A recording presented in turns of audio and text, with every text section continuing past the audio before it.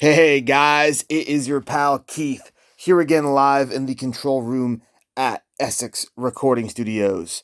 We're just outside London in England, and I've got a really awesome ESP to share with you guys today. If you're new to the channel, click like, click subscribe, it's totally free, and you get to see the world's very best guitars that I get from all over the world up close and in person. Almost. It is YouTube. But you get an idea better than really any other way, aside from walking into a guitar shop. You get a better idea of what these look like, as if you were holding them in your very own hands. So let's chat about this. This is a brand new guitar. We are new ESP dealers, and we are also the largest ESP dealer in the UK, probably Europe. Well, we got 30 in the other day, and this is one of them. Now, you can see it's the Alexi Laiho Children of Bodom Scythe model. I've seen Alexi Laiho plenty of times with Children of Bodom. I've seen him in Finland as well, where he's from. Great show. If I'm not mistaken, I think they were opening for Damage Plan back when Dimebag was still with us. And I saw them at Pops in St. Louis, 2003. Wow, that goes way back. These guitars are killer, outstanding craftsmanship. You've got the signature EMG-HZ. This is not at all the same, guys, as the normal EMG-HZs, HZs that you see in like cheap versions, like the Korean versions of a guitar, or the import versions, or like how Zakk Wylde has the Epiphone version of his guitar with the HZs instead of the actives. No. This is a very expensive pickup, guys. Chrome Floyd Rose, kill switch, and one volume knob, baby. That's all you need. Pinstripes accenting the Randy Rhoads body style. This is an exaggerated Randy Rhoads, so it's bigger. And you have the nice cutaway, so you get that great access to the lower frets.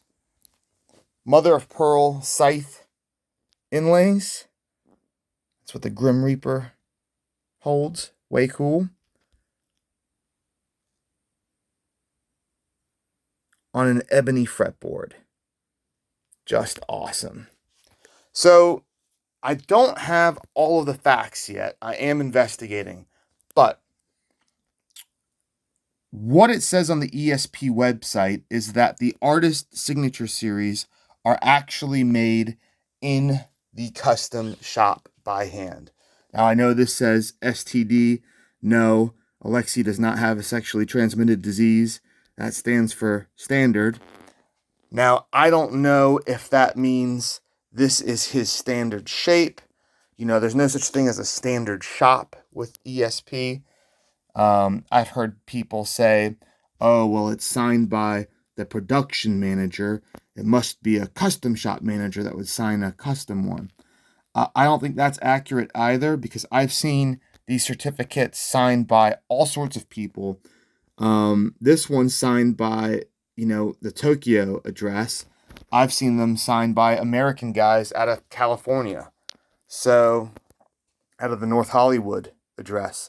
So it's still something that has to be ironed out, but according to a lot of posts in the forum, including from the admin, the ESP admin, and from a press release from a couple years ago on their site, does say that all of the Artist Signature Series are made by hand in the custom shop. So, I'll leave it at that, guys. Totally stunning guitar. Of course, lots of silica gel. It wouldn't be an ESP if there wasn't 2 kilos of silica gel in the case. I wonder how much they spend on that annually. On the back here, again, they still do the pinstripes, which is really nice. I always appreciate it when they don't leave out any details on the back. They treat it just as importantly as the front of the guitar. You have the ergonomic cutaway there. Your brushed steel quick access for the battery. You can see my fingerprint there, I already pressed it. Yep, got your little Japanese battery in there. Cool. Control covers on the back. What a pretty guitar. Signature Series, SS11. So it's interesting how you have the 2011 serial number, but an August 2012 date on this. And even more interesting is that it's July 2019, and it's being offered for sale by a dealer for the very first time ever. And there's a reason for that. Look at these Godot tuners. I love it. And they kind of match the color of the guitar. Really cool. So, why is this for sale for the first time ever? Nearly 7 to 8 years after it was built. The old distributor for all of the dealers here in Europe recently, I don't know if they went out of business or they lost their contract, but they're no longer affiliated with ESP. And when the new guys came in from Germany, they found tons of like long lost guitars that were hidden behind boxes, unaccounted for, improper inventory being done.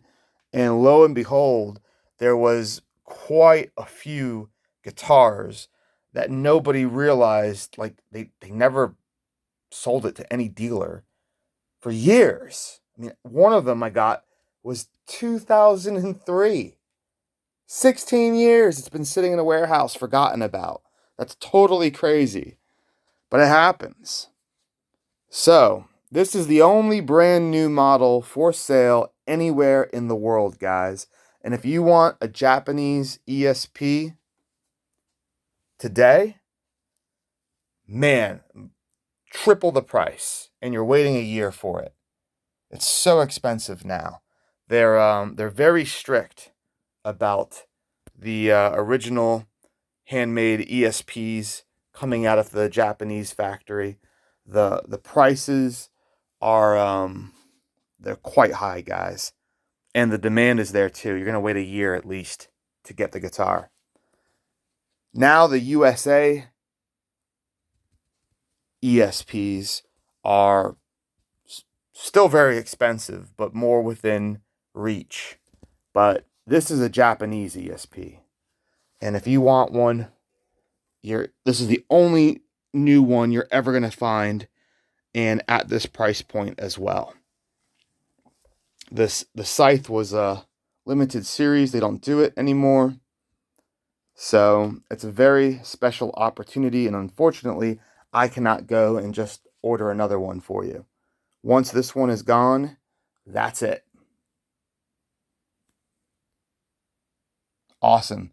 Well, guys, I'm going to go get some sleep. I'm only going to get a couple hours before I fly out to Sweden, where Metallica and Ghost are playing. I'm going to see them there and in Denmark. And I'm really looking forward to going to War Pigs, and I'm really looking forward to going to the Zeppelin Rock Bar in Copenhagen, where I met my wife. We're going to drink a lot of beer out there. Cool. Thanks for hanging out, guys. More guitar videos will be uploaded shortly. Lots of ESPs, lots of other cool stuff, so stay tuned.